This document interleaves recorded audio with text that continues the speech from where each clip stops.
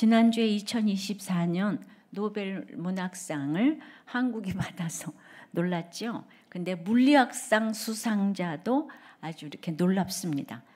존 호필드와 제프리 힌턴 교수가 그 주인공인데요. 이들의 신경망 연구가 오늘날 인공지능 개발을 가능하게 했다고 해요. 여러분 1997년에 있었던 역사적인 대결을 기억하시나요? 당시 체스의 황제로 불리던 카스파로프와 IBM 인공지능 딥블루가 대결을 했는데요.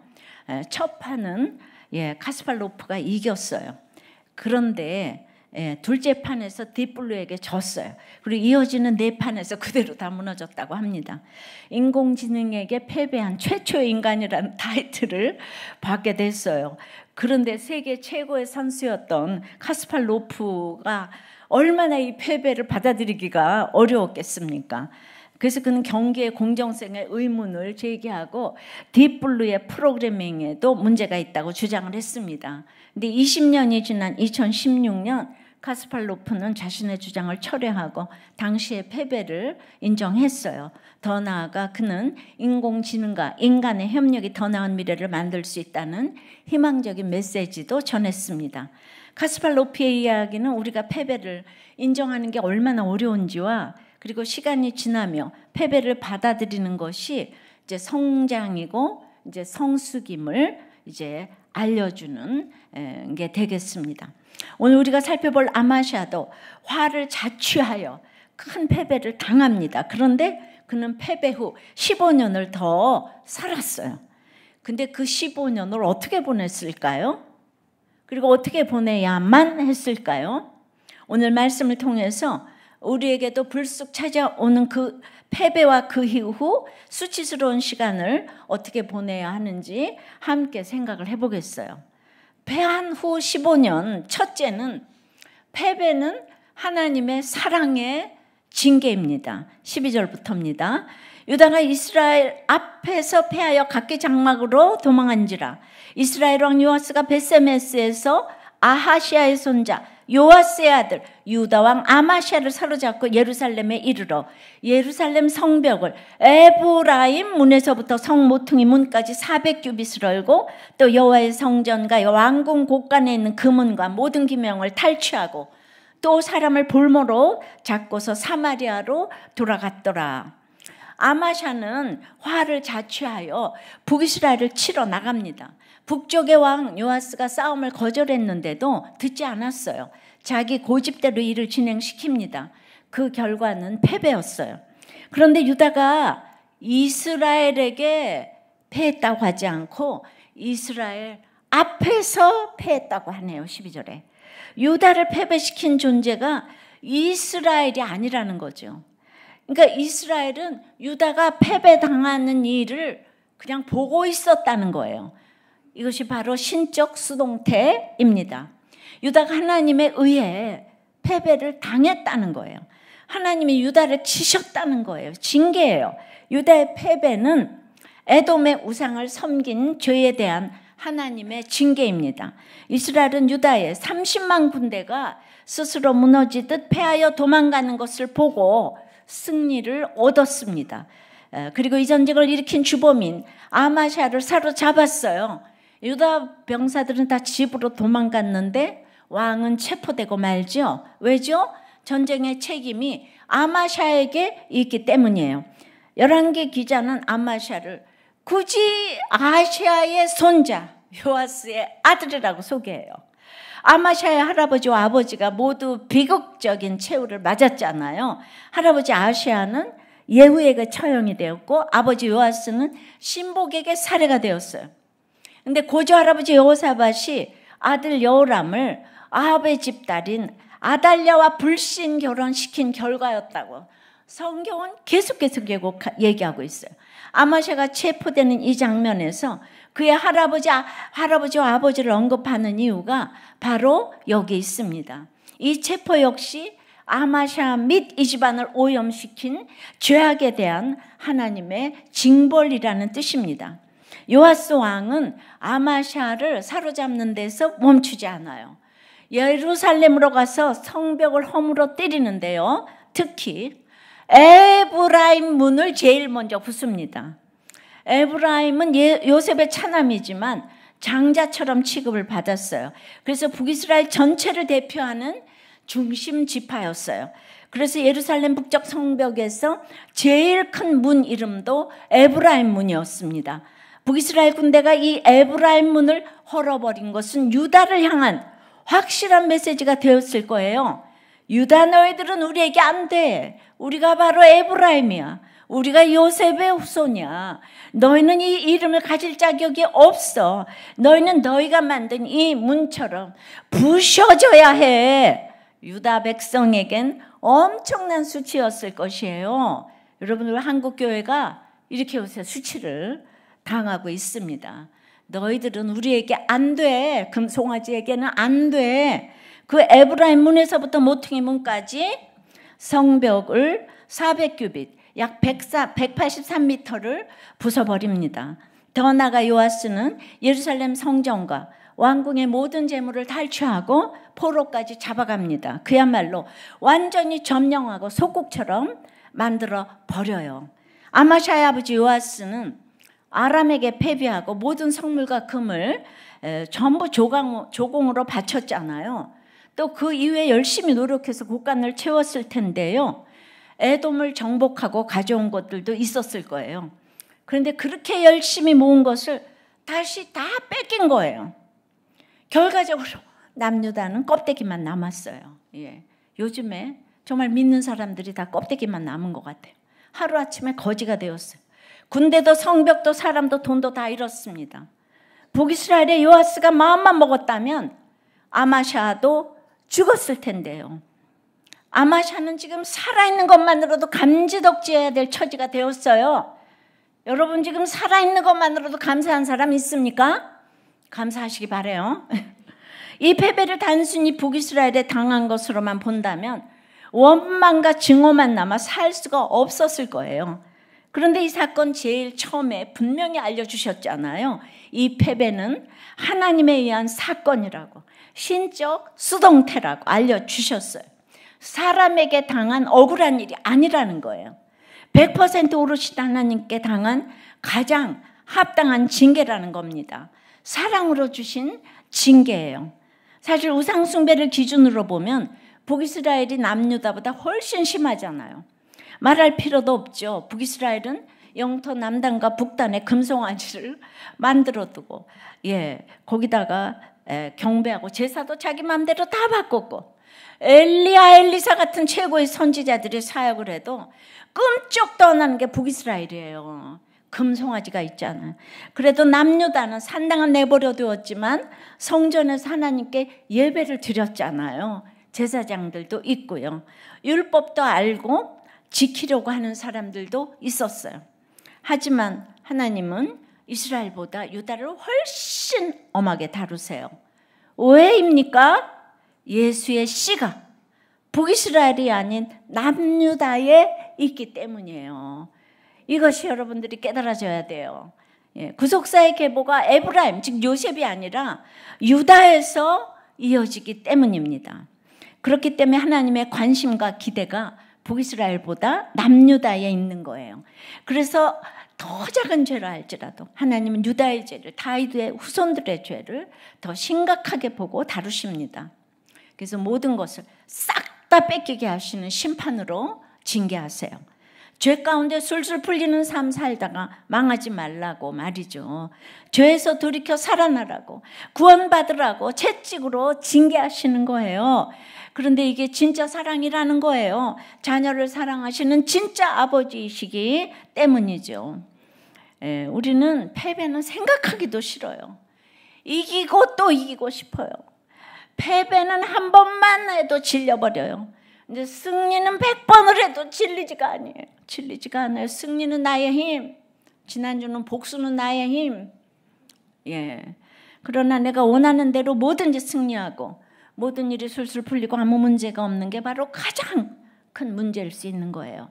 우리는 다 밑동 잘린 나무 같은데 잎이 무성하면 그걸 모르고 지내다 그냥 다 말라버리는 거예요. 근데 내가 밑동이 잘렸다는 걸 알아야 생수를 찾잖아요. 우리 인생에서 패배는 우리가 밑동 잘린 인생이라는 걸 알려주는 강력한 증거예요. 하나님께서 징계를 통해 우리 실체를 알게 하시고 돌이키게 하시는 겁니다. 우리를 살리시기 위해서 그렇게 하세요. 사랑의 징계예요. 따라서 패배를 당할 때 너무 힘들고 슬프고 절망이 되지만 그게 끝이 아님을 기억하셔야 돼요. 엊그제 우리 큐티 본문 예레미야 18장에서 토기장이가 이렇게 그릇을 만들다가 농로에서 그 진흙이 터지면 토기장이 마음대로 다른 그릇을 만든다 그랬잖아요. 그렇지만 버린다는 얘기가 없잖아요. 터질 때마다 다른 그릇으로 만들어 가시는 거예요. 하나님께서 우리를 가장 사랑하시기에 돌이켜 살아나라고 패배의 사건으로 징계하시는 거예요. 이 사람의 결정이 무너져야 하나님의 결정을 하게 되기 때문에 무너지는 것이 축복이에요. 무너져야 하리. 아이고, 찬양을 좀 바꿀까? 무너져야 하리. 그러니까 사람이 무너지는 것만큼 거기 영이 세워지는 거예요. 그러니까 징계를 잘 받아들이고 아버지 하나님께 돌이켜야 하겠습니다. 그것이 모든 패배를 만회하고도 남고도 또 남는 진정한 승리인 줄 믿습니다. 적용 질문이에요. 인정하기 힘든 패배의 사건은 무엇이에요? 패배해서 지금 미운 사람은 누구예요?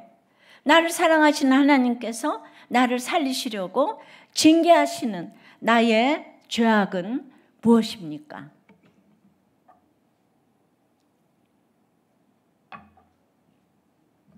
한 목자님이 제가 어느 스타트업에 갔다가 권고사직을 당했다고 나눔을 했어요.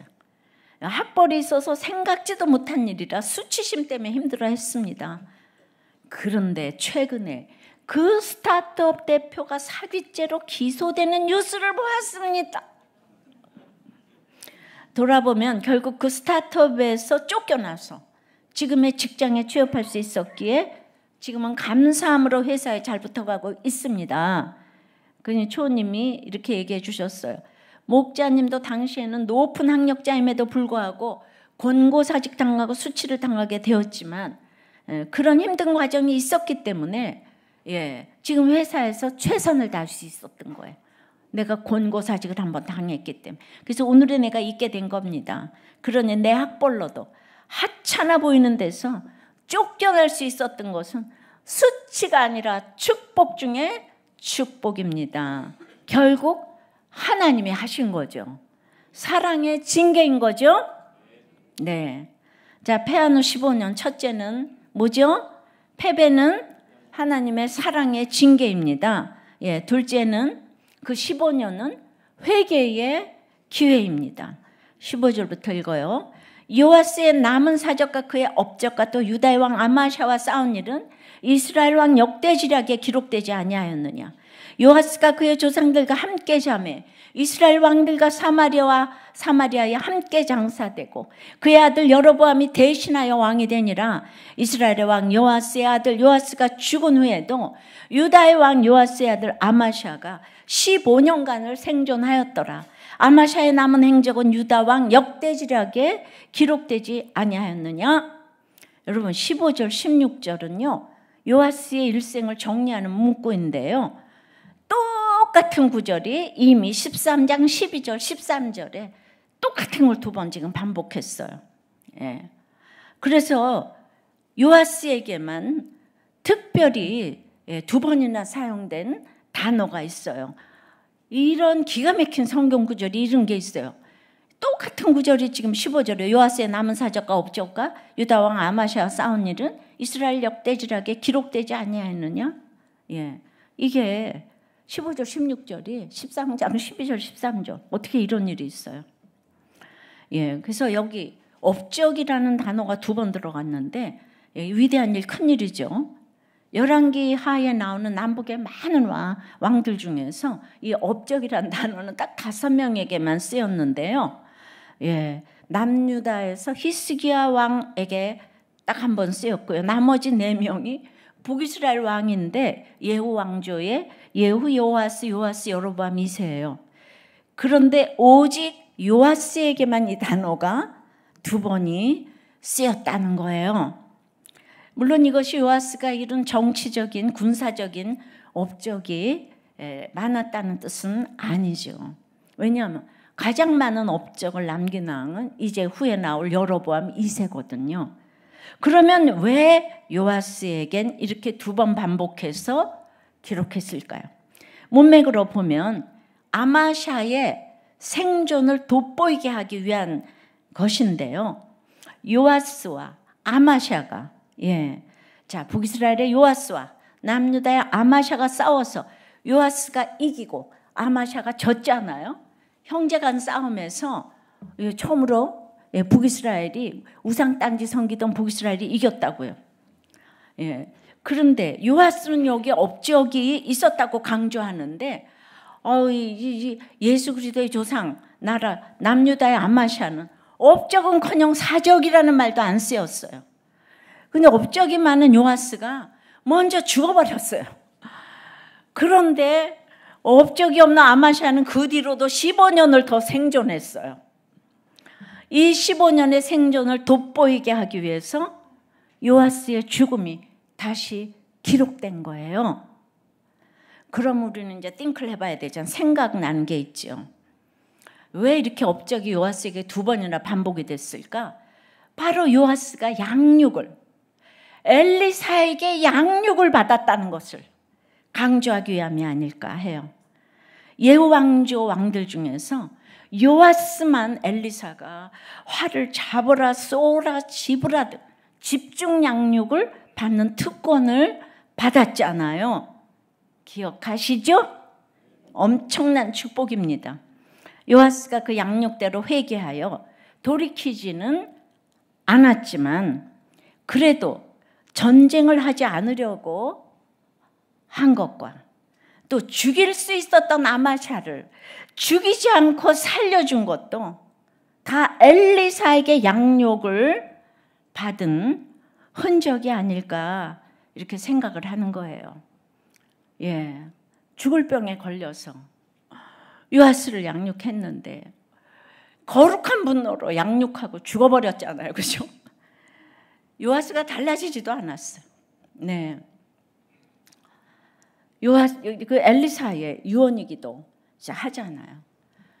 그래서 지금 한국이 죽을 병에 걸리고 또 우리도 죽을 병에 걸리고 그랬는데 마지막 우리가 엘리사가 되어서 거룩한 분노를 한번 표출해야 되는 거예요.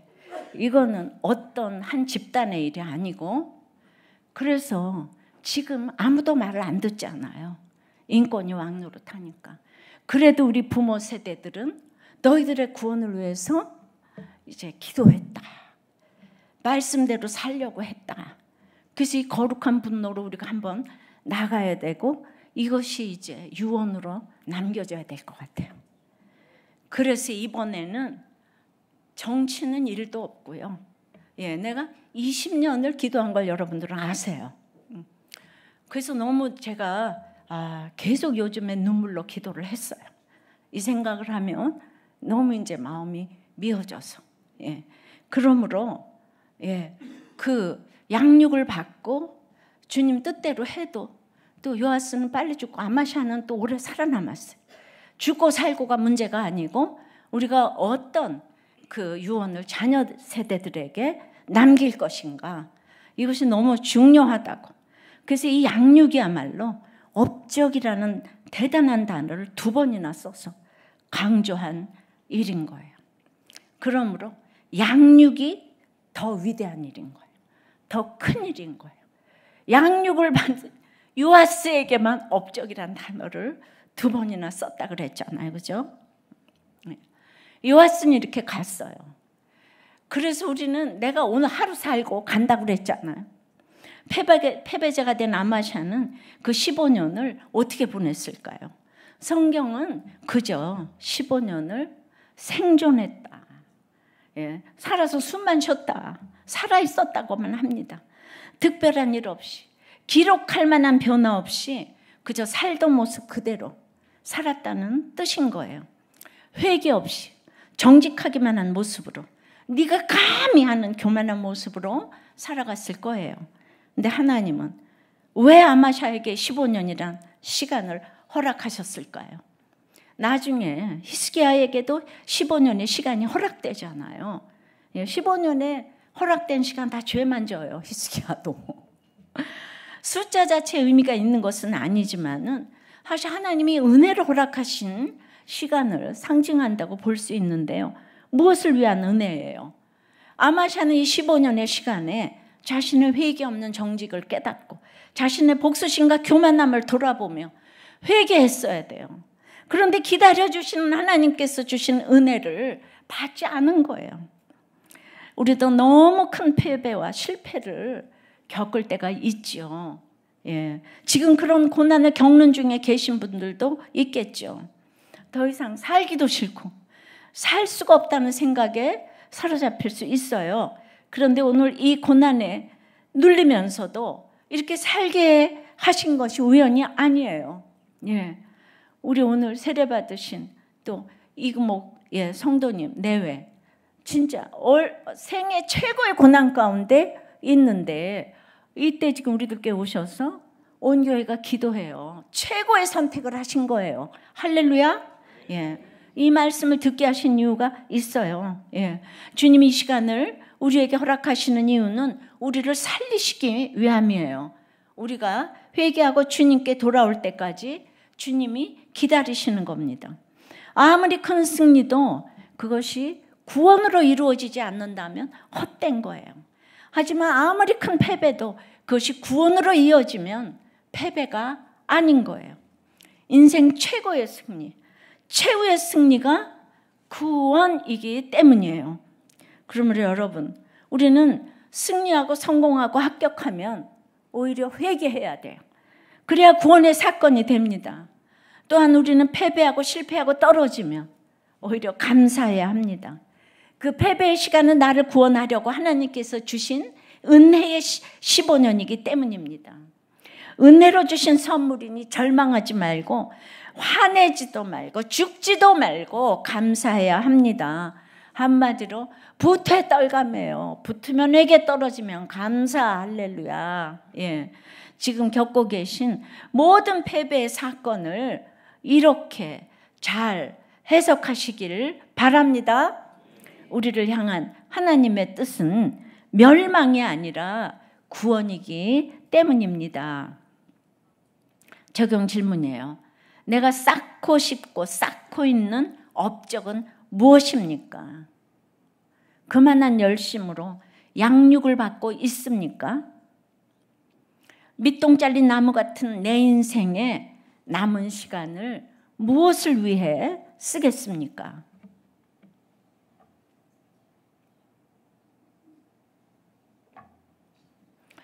그러니까 얼마나 양육이 중요하면 요아스를 통해서 여러분들에게 말씀을 하셔요.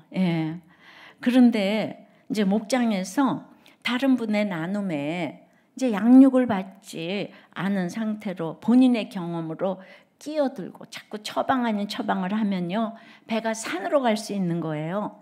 그래서 목자님이 한 목원에게 양육을 받으라고 하면은 왜 목장에서 양육을 받아라 말라 하냐. 그 개인의 자유지. 양육시켜서 목자시키려고 그러냐. 뭐 이런 얘기를 한다든가. 또 우리 아이가 아픈 아이라 정신과 약도 먹는다고 나눔을 하면 그렇게 되게 한 아버지가 문제다. 자기는 아들을 힘으로 제압하고 키워서 나만 보면 무서워서 말도 못한다. 그러면요, 믿음이 연약한 집사들은 양육 안 받아도 되는구나. 병원에는 안 가도 되는구나. 그래서 끌려갈 수가 있어요. 그래서 제가 이제 그러니까 이제 양육의 목적이 목자 되는 게 아니라 내 죄인된 삶을 깨닫고 삶을 이기적이었다가 이타적인 삶으로 남을 배려하는 이런 마음을 갖게 하는 훈련이라고 이렇게 설명을 늘 여러분들이 해주셔야 되는데, 제가 부탁을 드리는 거예요. 이제 양육을 안 받으셨을 때는 일단은 좀 들어보시기를 권해요. 그래야 목장이 원활하게 돌아갑니다. 오늘 양육이 너무 중요하다고 그랬죠. 무엇보다 업적보다 중요한 게 양육인 거예요. 그래서 대구 목장 나눔을 한번 좀 들려드리겠어요. 양육을 관두고 새로운 직장을 가지는 것에 대한 의견을 이제 물었어요. 집사님이 난 내 자신에게 좀 화를 내고 있는 것 같다. 이제 그 양육을 그만두겠다는 선택에 후회하고 마음이 괴롭고 고통스럽기도 하고 거기에는 감정이 상해서 양육을 관두려는 마음도 있는데 내가 제일 힘든 것은 아내의 요구사항이 늘 버겁다. 올 4월에도 내가 이제 직장 면접에서 떨어진 경험이 있는데 그러니까 이제 이 A 집사가 아내 같아요. 아니 이 양육을 시작하기 전에 가정에 불화가 있었는데 새로 일을 시작한다는 보장도 없고 지금 상태가 일을 할 수 있는 상태가 아니다. 건강도 안 좋으신 것 같아요. 나는 양육에 대한 기대가 많고 또 나름 가정을 위해 헌신했다는 생색이 났는데 그동안 남편과 나눈 그 여러 양육에 대한 대화들이 한순간에 사라져버렸다. 양육을 딱 그만두겠다고 하니까. 그러니까 C집사가 이제 중요한 것은 부부가 같은 마음이어야 한다. 시작부터 삐걱거리면 안 된다. 본인의 상태를 먼저 병원에 가서 점검을 받아보라. D집사는 집사님의 건강 상태가 저희도 염려스럽다. E집사는 저는 양육을 관두는 것을 반대합니다. 제 자신을 봐도 제가 가족들과 소통이 안 되고 공감이 안 되는 사람이었는데 지금 집사님의 모습이 과거의 내 모습 같다. F집사는 저도 반대합니다. 돈이 문제가 딱 아니라면 지금은 과거에 있었던 일을 해석하며 내 죄를 충분히 볼 수 있는 양육을 받아야 합니다. 게다가 리더로서 남도 잘 챙겨야 하는데 지금은 본인 일도 잘 못 챙기지 않아요? 모든 목원님들의 인정을 받으면 그때 새 일을 구하시면 좋겠습니다. 또 G집사는 저도 반대합니다. 본인의 건강을 먼저 챙겨야 해요. 지금 양육을 그만두는 것은 성급해요. 지금 부인 집사님이 속으로 많이 아프실 것 같아요. 나는 자식 고난 때문에 왔지만 이제는 과거의 내 죄가 더 문제였다는 생각이 들어요. 부부간의 대화를 충분히 해서 결정했으면 좋겠어요. H집사는 저는 조금 반대합니다. 거기다 강조. 조금 반대합니다. 본인이 일을 제대로 혼자 할 수 있을 때 하시면 좋겠어요. 그러니까 또 다른 집사님이 목장에서 한 명만 반대해도 안 되는 건데 지금 다 반대를 하고 있네요. 그러니까 G집사가 저는 목자님보다는 하나님이 허락을 안 하실 것 같아요. 대구 목장 최고. 이렇게 나눠주셔야지. 뭐 물어볼 때 그딴 건 왜 물어보냐. 이 일은 자기가 결정하는 거지 이러시면 안 된다. 양육은 왜 받으라고 하냐. 목자 시키려고 하냐. 여러분 그러지 마세요. 그러니까 이게 참 어려서부터 양육받는 것이 100년 대계인 것 같아요. 그러니까 이제 나중에 다 이렇게 그냥 이렇게 그 나의 가치관이 고정된 다음에 오시면 안 되는데 우리 미취학 그 아이들의 그 지금 10년 전에 그 교회에서 들은 모든 얘기들을 집에서 막 하는 걸 아버지가 그거를 일단 찍어놨어요. 얘네들이 지금 고등학교, 대학교 지금 다 가는데 얘네들이 어떤 나눔을 했는지 어떤 찬양을 부르는지 한번 영상으로 보시겠습니다. 왜안돼 회개요 잘못을 하더라도 회개하는 우리 하나님이 기다려요. 연약한 우리들은 매일 잘못해 악한 것과 선한 것 구분 못해 매일매일 회개해야 해. 말씀 듣는 구두 속에서 서로의 죄 오픈하면서 붙어있기만 하면 죄가 힘을 잃 거예요. 믿으시면 하는 인생의 목적 행복 아니죠. 거르기 위해 말씀 들어요. 내 죄 때문에 물게 되면 내 원격 때문에 슬퍼하지 않아요. 고난이 해석돼 약대로 돼요. 내게 있는 모든 건 한 주님이 사용해 해달별 떨어져 낙심이 돼도 내 인생을 사용하실 주님 기대해. 사람은 변하는 큐티함을 생겨요. 너무 높아. 믿음의 대상 아냐 오직 사랑해야 해. 거룩한 너와 내가 만나면 행복하죠. 주님이 주신 역할 우리 모두 순종해.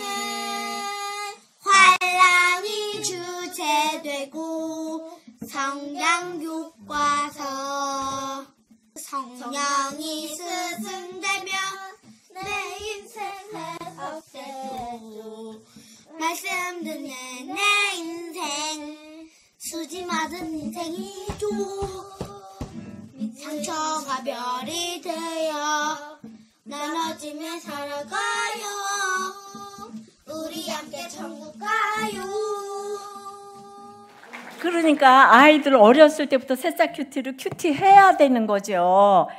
훨씬 어른보다 기억을 잘하잖아요. 예, 제가 엊그제는 이 초등학교 6학년 때 이게 큐티 노트를 좀 이제 저렇게 글쎄 큐티를 6학년 때 했는데 애가 하면 엄마가 거기 코멘트 달아주고 엄마가 하면 애가 코멘트 달아주고 이게 1권인데 이게 몇 권이 된다는 거예요. 이거 6학년이에요. 글씨. 아유, 너무 놀랍지 않아요? 이런 거를 부러워해야죠. 아유, 그래서 내가 얘가 어떻게 됐나 그랬더니 지금 중학교 3학년이래요. 예, 요즘엔 또 사춘기가 왔다네요. 그렇지, 우리가 왔다 갔다 하면서 가는데 이게 평생의 백년대계가 되지 않겠습니까? 근데 이거 어렸을 때 다 기억이 나는 거예요. 큐티를 시켜야 돼요. 예, 정말 시켜야 됩니다. 네. 자, 페아노 15년 첫째는 패배는 하나님의 사랑의 징계입니다. 예, 둘째는 뭐죠? 15년은 회개의 기회예요. 세 번째는 소망은 하나님께 있습니다. 19절부터 22절에요. 예루살렘에서 무리가 그를 반역한 고로 그가 라기스로 도망하였더니 반역한 무리가 사람을 라기스로 따라보내 그를 거기서 죽이게 하고 그 시체를 말에 실어다가 예루살렘에서 그의 조상들과 함께 다윗성에 장사하니라. 유다 온 백성이 아사랴를 그의 아버지 아마샤를 대신하여 왕으로 삼으니 그때의 그의 나이가 16세라. 아마샤가 그의 조상들과 함께 잔 후에 아사랴가 엘랏을 건축하여 유다에 복귀시켰더라. 아마샤의 최후예요. 아버지 요아스처럼요 반역에 의해 죽었는데 요아스는 신복 몇 명이 와서 죽였는데 아마샤는 무리가 반역을 했어. 한둘이 아니고. 어제까지 자기 백성이었던 사람들이 자기를 죽이려고 다 성난 무리가 되었어요. 신복이든 무리든 정말 사람은 믿음의 대상이 못 됩니다. 그래서 요새 자기를 구원해줄 방공호 같은 도시 라기스로 도망해요. 그러나 요새도 죽음을 막을 수 없었죠. 아마샤가 피해야 할 곳, 돌아가야 할 곳은 라기스 요새가 아니라 하나님이었죠. 소망을 하나님께 두었어야 하는데 엉뚱한 요새만 찾아다니다가 끝났어요. 그런데 이 반역은 하루아침에 갑자기 일어난 게 아닙니다. 아마샤는 아무 잘못이 없는데 못된 무리가 일으킨 게 아니에요. 역대기 25장 27절에서는 아마샤의 책임을 분명히 알려줍니다. 25장 27절이에요. 아마샤가 돌아서서 여호와를 버린 후로부터 예루살렘에서 무리가 그를 반역하였으므로 그가 라기스로 도망하였더니 반역한 무리가 사람을 라기스로 따라보내요. 거기서 그를 죽이게 하고 하나님께서 패배의 사건으로 징계하시고 그 15년을 회개할 수 있는 시간으로 주셨어요. 그러나 아마샤는 돌아서서 여호와를 버린 채 꼼짝도 하지 않았습니다. 여호와께 돌아오지 않았어요. 회개하지 않았어요. 그 완악함에 대한 심판으로 반란이 일어난 거예요. 이 세상에서 100% 억울한 일은 없어요. 어떤 사건이나 내 지분이 있어요. 내 책임이 분명히 있어요. 이것을 인정하는 게 믿음입니다. 믿음만큼 내 잘못을 깨닫는 거예요. 그리고 그렇게 깨닫는 만큼 인생의 소망을 내가 아니라 세상이 아니라 다시 하나님께 둬야 하는 거예요. 근데 죽은 아마샤에게 또 이상한 일이 일어나요. 무리가 아마샤를 반역해서 죽였잖아요. 근데 말이죠. 그 시체를 예루살렘에 실어와서 조상들과 함께 다윗성에 장사하는 거예요. 그러니까 왕의 묘실에 묻었다는 것인데, 그리고 그 아들 아사랴를 왕으로 삼았어요. 이 아사랴가 바로 우시야 왕인데요. 우시야가 죽던 해에 이사야가 선지자로 부르심을 받았잖아요. 근데 아마샤가 죽었을 때 아사랴는 16살이었어요. 스스로 정권을 장악하기에는 아직 역부족이었습니다. 근데 반역한 무리가 마음만 먹으면 아사랴도 몰아내고 왕조를 세울 수 있었잖아요. 예. 그 요아스도 6살이었는데 요 고모부가 왕을 할 수 있었잖아요. 그런데 무리가 그렇게 하지 않아요. 왜 그랬을까요? 그들이 착해서요? 의리가 있어서요? 예. 아니죠. 하나님께서 다윗과 맺으신 언약을 지키시기 때문이에요. 다윗에게 항상 등불을 주시겠다고 약속하신 하나님이 다윗 왕조를 이어가시는 거예요. 다윗 때문이 아니에요. 예수님이 오셔야 하기 때문입니다.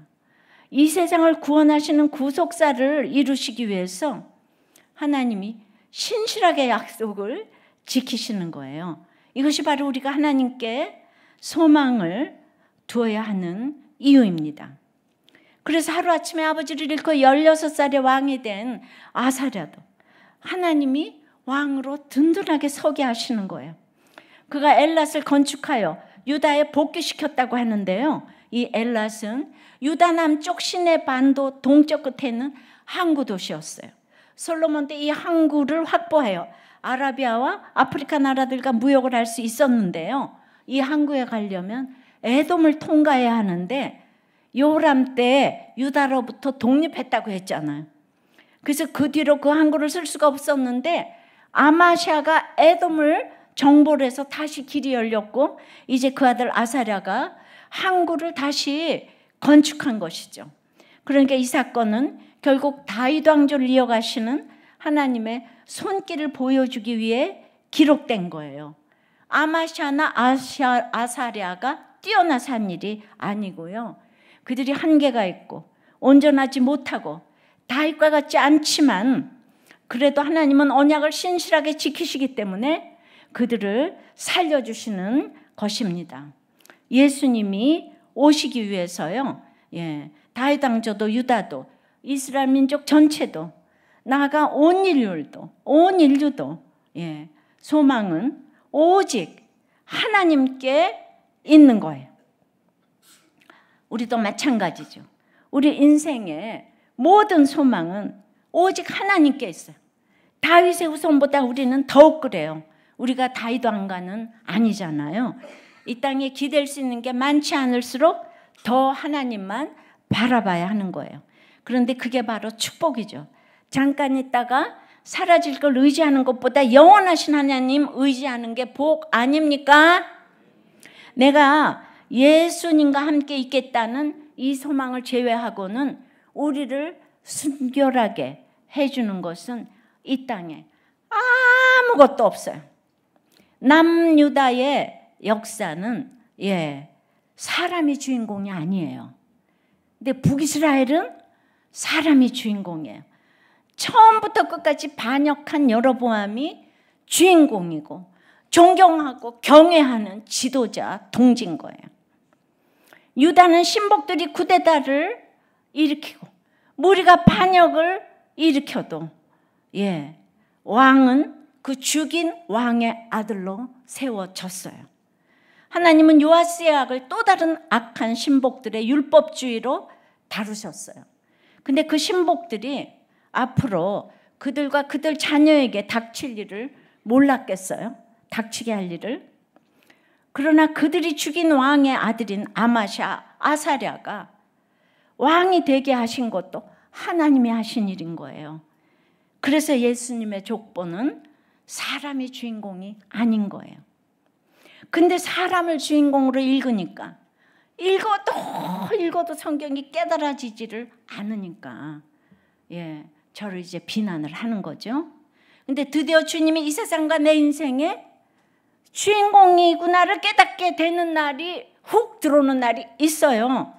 그때까지 우리가 기다려줘야 되는 거죠. 그러니까 열왕기는 왕들의 이야기가 아니고 진짜 왕이신 하나님의 이야기인 거예요. 그러니까 이 남유다와 북이스라엘 세상적인 눈으로 보면 지겨운 지역 감정이 있잖아. 유다는 유다밖에 모르고 저 북이스라엘은 자기네들 에브라임밖에 몰라요. 근데 그 둘 다 문제가 결국은 진짜 왕이신 예수 왕으로 가게 하기 위한 것인데 그래도 그 연약한 유다를 하나님은 택하신 거죠. 그러니까 죄 많은 유다는 입을 다물고 늘 그냥 하나님의 말씀대로 우리가 큐티를 하면 내가 오늘 하나님의 말씀대로 했으면 거기서 예수가 오는 결정을 하게 하신 줄 믿습니다. 옳고 그름이 아니에요. 이기고 지는 게 아니에요. 그래서 이 왕들의 이야기가 아니죠. 열왕기가 진짜 왕이신 하나님의 이야기인 거예요. 그러니까 예수님은 이 남유다에서 끊어질 듯 해도 이어지게 하시는 거예요. 그 택자의 경우는 어떤 경우에도 주님이 지켜가시는 줄 믿습니다. 그래서 오늘 내 말씀으로 듣는 자는 주님이 지켜가고 보호하시는 줄 믿습니다. 오늘 말씀 들은 만큼만 지키셔요. 오늘 아마샤같이 반역을 당하든 아사랴처럼 망망대해 위에 뚝 떨어뜨려진 암담한 상황에 있든 우리 소망은 오직 하나님께 있는 거예요. 구원하시기로 작정하시고 약속하신 하나님께서 반드시 그 약속대로 우리를 건져내실 줄 믿습니다. 특별히 오늘 대구에서 함께 예배드리는데 대구 채플이 이 지역이 하나님의 소망을 전하는 교회로 우뚝 세워지길 바라요. 우리 교회 부흥이 아니에요. 사람을 살려야 하기 때문에 무너진 가정을 중수해야 되기 때문에 그리고 대구가 또 잘난 곳이잖아요. 정말 다윗 왕조 같은 곳이에요. 그러니까 그 그늘도 짙어요. 패배의 사건을 해석하기가 너무 어렵습니다. 작은 실패와 패배 가운데 인생의 모든 소망 무너졌다고 생각하면서 못 살겠다고 외치는 한 영혼은 어디나 있습니다. 이 한 사람을 주께 인도하여 인생의 참 소망을 찾게 하는 대구 채플이 되기를 축복합니다. 대구와 광주에 왜 여기 교회를 세웠겠습니까? 그런데 맨날 대구 광주 하니까 광주에서는 왜 광주 대구 안 하고 대구 광주 하냐? 여호와는 광대하신데 뭐 이러면서 그러더라고요. 제가 광주 와서는 또 광주 대구로 하겠어요. 휘문, 판교, 대구 이제 곧 강주까지 우리들 교회가 세상 끝날까지 그렇게 한 영혼 살리는 사명을 계속해서 이어가기를 바랍니다. 어떤 상황에 있어도 소망의 하나님이 우리 가운데 계실 줄 믿습니다. 이걸 굳게 믿고 이번 한 주도 살아내십시다. 적용 질문이에요. 아마샤처럼 하나님으로부터 돌아서서 버린 일은 없습니까? 하나님으로부터 돌아서서 버린 해석이 안 되는 반역의 사건은 무엇입니까? 하나님께만 소망을 둡니까? 다른 곳을 찾아다닙니까? 남은 15년의 인생을 회개하신 이 초님이었던 집사님의 이제 간증이에요. 그러니까 이 초님은 치리를 받고 지금 이제 기간을 보내고 있는데 이제 목장에서 교회와 목사님에 대한 안 좋은 발언들을 한마디씩 하기 시작하더니 매주 나눔을 하며 하품을 하고 교회에 대한 부정적인 발언들을 계속했습니다. 그리고 이제 방학 후에는 이제 그 모습이 없어지고 앞으로는 교회와 목사님 욕을 하지 않겠다는 이제 선포를 하셨는데 이분이 저에게 이제 회개 메일을 몇 년 만에 이제 보내신 거예요. 그래서 장인어른 장례식을 치르면서 아내와의 갈등을 유발하고 목사님과 공동체를 힘들게 했던 악한 죄인이었음을 회개하게 되었어요. 그래서 이제 그 장모님을 편안하게 잘 모시고 이제 마지막에 임종 면회를 하라는 병원 측에게 그동안 게을리했던 큐티 말씀을 읽고 많은 묵상을 했는데 길과 행위를 바르게 하라는 말씀이었어요. 저는 이제 치리받은 후에 목사님과 공동체의 그 순종을 제대로 못하고 하나님 말씀을 멀리한 것에 회개를 하고 담임 목사님께 제가 완악한 유다 백성이었다고 진정한 회개 메일을 보냈습니다. 그 회개 메일입니다. 그동안 저는 큐티 말씀을 멀리하면서 주일 예배, 목장 예배만 겨우 참석하며 저를 말씀으로 다스리지 못했습니다. 공동체에서 악을 행하며 목사님을 힘들게 했던 저의 악이 깨달아졌지만 많은 시간을 그냥 흘려 보낸 것 같습니다. 장인 어른의 죽음 앞에서 하나님의 노를 일으켜 황폐케 된 자가 저임을 알게 되니 이제야 다시 하나님 목소리를 듣게 되는 저를 불쌍히 여겨 주십시오. 예수님을 3번이나 부인한 베드로 같은 제가 다시 한번 더 목사님께 용서를 구합니다. 목사님의 큐티 사역이 더 많은 사람을 살리는 사역이 되시길 기도하겠습니다. 그래서 제가 또 답을 보냈죠. 회개는 늦는 법이 없다고, 하나님의 때가 있다 하시는 답장을 보내주셨어요. 저의 진정한 회개를 아버님도 아셨는지 이렇게 회개 메일을 주고받은 다음 날 아버님이 소천하셨는데요. 아버님은 중환자실에서도 나도 예수 믿을 테니 김서방도 회개하라는 최고의 믿음의 유산을 주셨음을 확신합니다. 이제는 하나님 말씀에 귀를 기울이며 담임 목사님과 공동체에서 물 깊고 장작 패는 느디님 사람처럼 순종하며 신앙 여정을 갈 것을 작정합니다. 할렐루야. 집사님이 그러세요. 다 목사님 말씀이 맞고 1 더하기 1은 인 거 아는데 본인에게는 그게 안 들리더라는 거예요. 큐티가 안 되더래요. 그러니까 이게 때가 있는 거죠. 그러니까 기다려줘야 되는 것 같아요. 이 15년의 페아노 이렇게 회개를 하게 하시고 회개를 하셔서 얼마나 감사한지 모르겠습니다. 여기 이제 한성태 목자님은 오늘 이제 그 본인이 간증을 할 줄 알다가 굉장히 많이 실망을 하시고 이제 언젠가 이제 이게 때가 되면 또 이제 하시겠는데, 그래서 이제 오늘 그 모건분들을 인사시켜 드리고자 또 저한테 편지를 보내셨어요. 그 교통사고 주인공 이금희 박종영 집사님 부부, 치매로 신천지 구역장에 휩쓸려 가셨던 손대영 성도님, 세례받는 성도님, 목장 시작 기도 후에 아내 집사에게 사기꾼 같은 기도를 한다는 말을 듣고 목장에서 분을 터뜨려 부목자를 내려놓겠다는 김연수 부목자, 병원 방사선과 일을 하다가 뇌경색을 앓은 후 힘들게 일자리를 구하고 칼날에 물방울같이 간들거리더니 이제 양교를 받고 있는 문강토 부목자, 우리들 교회에서 오랜 시간이 흘렀지만 듣는 귀가 없고 나눔에 방해되는 줄도 모르고 큰 소리에 대화와 나눔 도중에 자꾸 끼어들며 시간을 빼앗는 분이지만 미로 붙이기식으로 양교를 받고 있는 최윤관 집사님, 오랫동안 술 중독으로 늘 폐쇄병원에 입원 중이다가 얼마 전에 퇴원해서 세차장에서 자동차 광택기를 배우며 간신히 정신 차리고 있는 김동진 집사를 목사님께 잠시 인사드릴 수 있는 시간을 주시면 감사하겠습니다. 인사하세요. 네, 이렇게 대구가 너무 살아있고 이렇게 역동적으로 세례도 받고 산부 때는 또 유아 세례도 행해져서 얼마나 감사한지 모르겠습니다. 말씀을 맺어요. 오늘 페아노 15년. 네, 첫째는 패배는 하나님의 사랑의 징계예요. 그리고 그 15년은 회개의 기회예요. 우리 인생의 소망은 오직 하나님께만 있는 줄을 믿습니다. 네, 주 예수보다 귀한 거 없어요. 찬양하고 기도합니다. 주 예수보다 더 귀한 것은 없네. 이 세상 부귀와 바꿀 수 없네. 영주를 내 대신 돌아가신 그 놀라운 사랑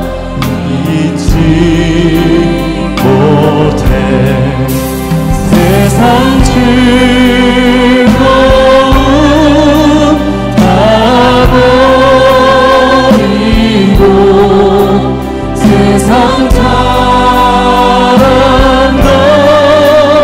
어렵네. 주 예수보다 더 귀한 것은 없네. 예수밖에는 없네. 세상 즐거움 다 버리고 세상 즐거움 다 버리고 세상 사랑도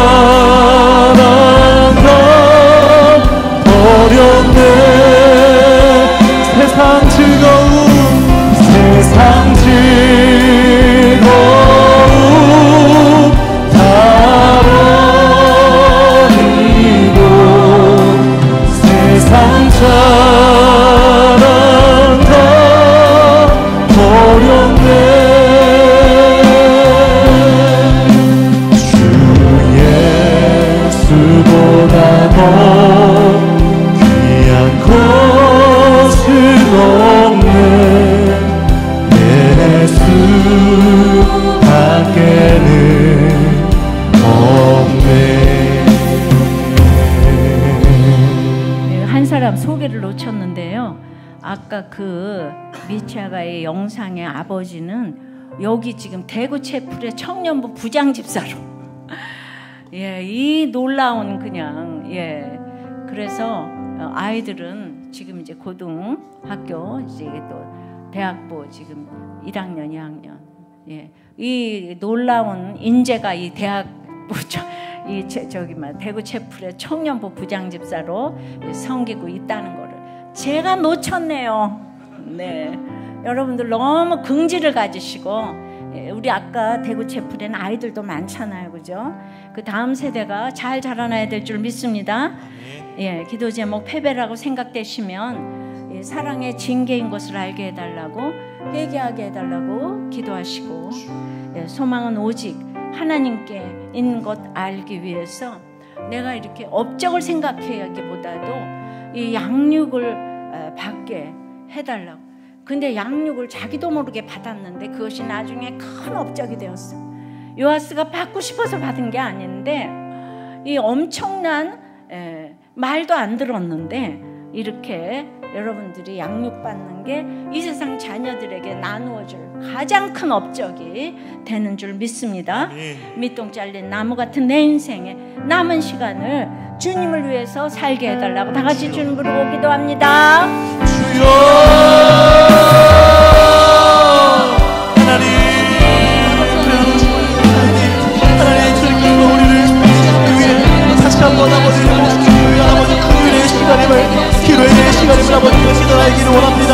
주님 그 시간 동안 아버지 세상의 소망을 두지 않고 아버지 오직 주님만의 소망을 우리가 믿어 나갈 수 있도록 인도하여 주시옵소서.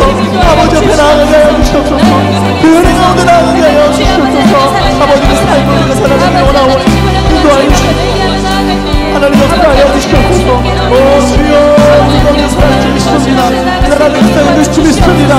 주여 함께 하시고 주여 함께 주시옵소서. 주여 함께 하여 주시옵소서. 아버지 나라를 역사하여 주시옵소서. 주여 말씀하여 주시기 원합니다. 주님 살아오면서 내 인생의 실패가 얼마나 많았을까요? 그 모든 실패가 사랑의 징계가 되게 하셔서 지금 이렇게 예배를 드리는 인생을 살게 해주셔서 너무나도 감사합니다. 주님 참으로 이 폐한 후 15년의 그 삶 동안이 회개의 기회가 되어야 하는데 주님 우리들은 이제 자녀들을 어떻게 양육시켜야 될지 모르겠습니다. 너무나 풍요한 이 시대에 그래서 이제 하나님께서 주신 축복이 얼마나 대단한데 우리가 양육을 받고 자녀들에게 양육을 받게 하는 이것이 우리들의 가장 큰 업적이 될 터인데 주님 시작도 못하고 있는 집들이 너무나 많아요. 그래서 이제 우리는 엘리사가 죽을 병에 걸려서 마지막 거룩한 분노로 참으로 양육을 하고 갔다고 했는데 주님 그런 마음으로 우리의 유언을 이 역사에서 남겨놓기를 바라요. 우리 부모 세대는 그렇게 주님을 사랑했노라고, 우리 다음 세대도 반드시 이 부모들의 기도를 기억하기를 바란다고. 시공간을 초월하시는 우리 주님이기 때문에 우리가 이렇게 참으로 유언으로 남겨놓을 때 언젠가는 하나님이 방문하셔서 우리 부모들의 믿음을 이제 알려주실 줄 믿습니다. 아멘. 그러므로 우리가 내가 양육받고 양육하고 양육시키고 하는 것이 저절로 우리 자녀들의 갈 줄을 믿사옵고, 아멘. 이것이 가장 큰 업적으로 남게 될 줄을 믿습니다. 아멘. 주님 함께하여 주시옵시고, 아멘. 저희들이 기도로 힘을 모으기를 바라고, 이것이 기록되어지는 우리들의 발걸음이 될 수 있도록 역사하여 주시옵소서. 아멘. 주님, 우리가 그렇게 한다고 모두가 찬성하진 않아요. 유다 백성들이 예레미야를 죽이고자 하나, 주님을 돌보시는 주님이 우리를 돌보시는 줄을 믿습니다. 주님 끝까지 함께하여 주시옵소서. 아멘. 피아노 15년의 인생을 어떻게 살지를 깨닫게 해주신 주님께 감사하여서 드린 저희들의 헌금을 받아 주시옵시고, 하나님께는 드릴 것만 있고 사람들에게는 줄 것만 있게 해 주시옵시고, 구속사의 가치관으로 저희들의 사업과 회사와 공부와 연구와 프로젝트와 아이디어와 물질과 건강과 모든 인간관계에 주여 기름을 철철 부어 주시옵소서. 아멘. 예수 그리스도 이름으로 기도드리옵나이다. 아멘. 아멘.